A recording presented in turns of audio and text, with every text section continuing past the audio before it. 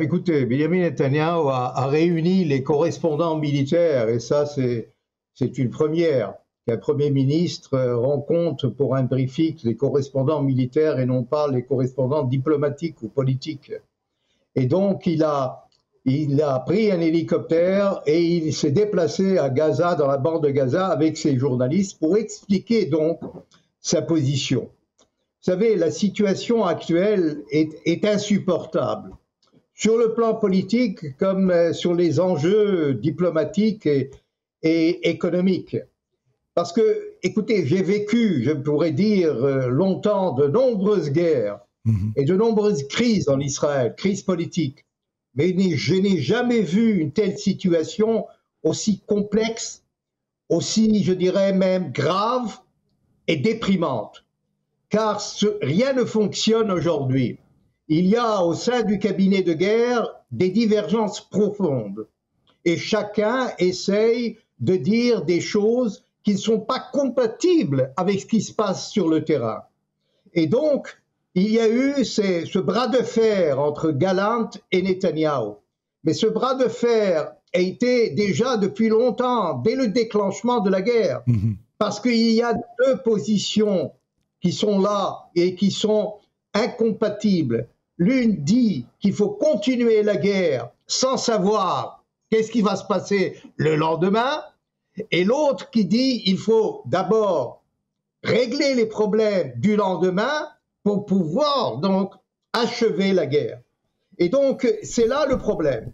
Et le problème est plus compliqué, puisque comme vous le savez, à La Haye, ce soir, l'Afrique du Sud demande un retrait total donc, de la bande de Gaza. Demain, des avocats israéliens du ministère des Affaires étrangères, des procureurs, etc., vont répliquer. Les Américains continuent à faire pression. Donc, et l'Égypte qui essaye et nous menace même de se retirer donc de Rafah et même menace demain de peut-être abroger donc le traité de paix. Donc dans ces conditions-là, il est clair que la situation est explosive et qu'il faut mettre de l'ordre donc au sein du cabinet israélien. Alors, mais qui peut mettre de l'ordre, Freddy Eitan, concrètement, puisqu'on voit, je dirais, allez, une partition se dessiner. On a Yoav Gallant, Benny Gantz, Gadi Eisenkot d'un côté, et on a Benjamin Netanyahou qui est un peu seul au sein du cabinet de guerre, mais au cabinet élargi, il a le soutien de Smotrich et de Ben Gvir. D'ailleurs, ces deux ministres qui ont appelé à la démission de Yoav Gallant, en sachant que Israël livre une guerre en ce moment même. C'est-à-dire la démission d'un ministre de la Défense en période de guerre, c'est quelque chose qu'on n'a jamais vu. Écoutez, Benjamin Netanyahu ne va pas licencier, ne va pas virer pour l'heure, je dis bien pour l'heure, Yoav Gallant, parce qu'il sait les répercussions sur le plan politique, l'opposition, les manifestations monstres dans la rue, donc il n'est pas question pour l'heure. Mais il est sûr aussi que Gallant perd des points au sein du Likoud, ça va de soi. Donc il se trouve dans une situation plus compliquée qu'avant. Mais Gallant, il faut le dire aussi, aurait dû dire tout cela pas 7 mois après, le premier jour. C'est-à-dire que la situation est telle que chacun essaye de garder ses cartes de dernière minute. Ils ne sont pas capables de dire quelques vérités pour dire ils ne sont pas capables d'éradiquer complètement le Hamas, le démantèlement total du Hamas. On ne sait pas si on doit rester dans certaines zones que nous avons conquises auparavant, parce que quand on va dans une guerre ou quand on va dans une campagne, une opération militaire, on doit d'abord rester sur le terrain pour savoir s'il y a d'autres problèmes à régler, démanteler, essayer d'éradiquer tout cela. Et si on quitte le terrain le lendemain sans laisser une autre force qui pourra contrôler, eh bien on perd la guerre, on perd cette campagne. Donc ce qu'a fait Israël pendant ces 7 mois, est évidemment sur le plan militaire, on a écrasé, on a essayé par tous les moyens d'éradiquer complètement le Hamas, mais il y a encore un bastion à Rafah, il y a des petites unités, des combattants du Hamas qui prennent la relève donc au nord et au centre, et on l'a vu comment eux mettre des explosifs un peu partout, des tirs de roquettes, d'RPJ. Il y a eu une centaine de tirs donc ces jours-ci, et je ne parle pas évidemment du nord avec le Hezbollah. Freddy Eitan, on va rester avec Benjamin Netanyahou. Quand Benjamin Netanyahou déclare que les manifestations en Israël pour le retour des otages équivaut aux manifestations qui ont lieu sur les campus américains, on croit rêver. Je crois que Netanyahou a fait beaucoup de comparaisons, à la fois historiques, il compare à la Shoah, et il n'y a pas, évidemment, la spécificité de la Shoah est unique. Il n'y a aucune comparaison à faire. Même les pogroms les plus atroces que nous avons connus, que le peuple juif a connus pendant les arts. Donc il y a une situation qu'on peut parler évidemment du syndrome de la Shoah pour certains qui ont vécu déjà la Shoah et que le 7 octobre ils ont revécu, si vous voulez, une certaine situation parallèle, mais il n'y a aucun rapport avec la Shoah. Et donc il ne faut pas non plus faire le Hamas, le parallèle avec les nazis. Ce sont deux choses tout à fait différentes.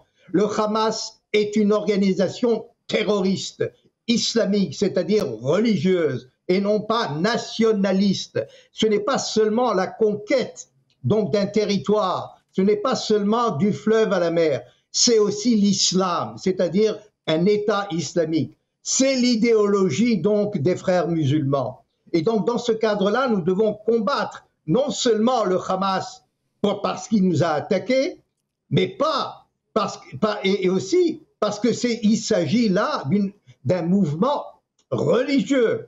Et donc, c'est une guerre de religion, de civilisation. Et cela a des répercussions, évidemment, à Jérusalem, par exemple. Il y a des répercussions avec la Turquie qui essaye aujourd'hui encore d'essayer d'intervenir dans ce conflit. Et Erdogan, comme vous le savez, essaye aussi de représenter le monde sunnite islamique et essaye par tous les moyens d'avoir accès à El-Aqsa et donner un second souffle donc aux manifestations à Jérusalem. Alors tout ça est compliqué. Donc si Netanyahou fait une comparaison avec les manifestations qui envahissent d'ailleurs cette haine que nous n'avons pas connue depuis longtemps, et on sait que dans tous les sondages d'ailleurs, la presse américaine est beaucoup virulente concernant Israël par rapport, je dirais, à la Russie même et à la Chine, pour vous dire. Donc il y a une situation que nous n'avons pas traitée depuis longtemps et que Netanyahou, le gouvernement, a négligé, c'est-à-dire le pouvoir donc des démocrates. Et il y a là une situation que Netanyahou ne peut pas se permettre de faire cette comparaison. Mais il y a cette haine, et cette haine, il faut essayer par tous les moyens, par une information, par essayer d'expliquer et de ne pas investir comme le Qatar qui investit dans des universités comme Harvard, Yale et d'autres, et à Columbia. Donc il faut essayer par tous les moyens d'expliquer la juste cause de l'État d'Israël. Mais cette nouvelle génération est une autre génération qui comprend rien et qui boude de la géographie et l'histoire. Donc là, c'est un travail de longue haleine et que nous devons le faire. Mais de dire d'une façon très simpliste, ah oui, c'est la comparaison, oui. Non. Il y a une manifestation légitime d'abord des familles des otages, mais aussi légitime pour dire que Netanyahou doit partir parce qu'il est responsable du 7 octobre. Mais cela ne veut pas dire non plus qu'on doit focaliser seulement sur la personne de Netanyahou. C'est tout le gouvernement et évidemment les défaillances de l'armée. Un dernier mot avec vous, Freddy Eitan, en vous écoutant, en écoutant tout ce que vous venez de dire. Est-ce qu'il y a un risque pour l'État d'Israël de perdre cette guerre? Vous savez, une victoire totale n'est pas encore, je ne crois pas qu'elle est à la portée donc de Tzahal pour l'instant. Il n'y aura pas de victoire totale. Et quand il n'y a pas de victoire totale, c'est-à-dire qu'on va s'attendre à un nouvel round. à une nouvelle opération, à une nouvelle guerre. Parce que la dissuasion est importante dans le monde arabe et dans cette jungle du Proche-Orient. Et tant que la dissuasion n'a pas été reprise par Israël, tant que nous avons des problèmes, surtout avec les États-Unis, et il faut dire aussi que les États-Unis, ils sont assez corrects, puisqu'ils nous ont livré ce matin, cet après-midi, ils ont livré ce que a été suspendu, c'est-à-dire ces armes, ces obus qui ont été acheminés. D'ailleurs, ils viennent avec un avion bombardier, ils viennent avec un avion de transport du Qatar, de la base américaine du Qatar, pour vous dire la situation est telle et aussi paradoxale dans ce sens-là. Donc, je crois que nous pouvons avoir confiance dans Tsahal à condition que Tsahal a aussi des directives très précises concernant le lendemain. Ouais. Freddy Eitan, merci d'avoir été avec nous en direct depuis Israël, vous qui êtes ancien diplomate israélien. Bonsoir. Bonsoir.